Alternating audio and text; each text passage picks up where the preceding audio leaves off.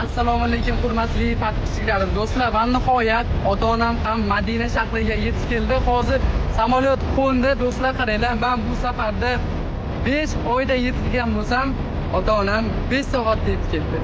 5 soatda hozir Madina shahriga yetib keldi samolyotda. Inshaalloh ota-onamni kutib olamiz. Onamga yuzda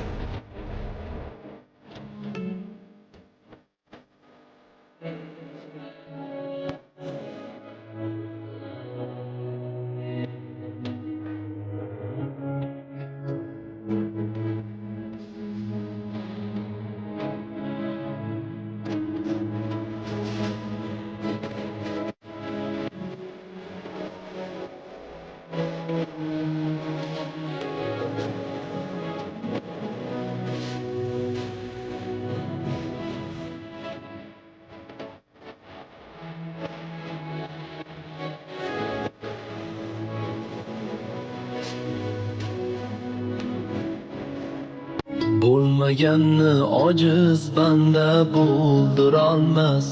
Onang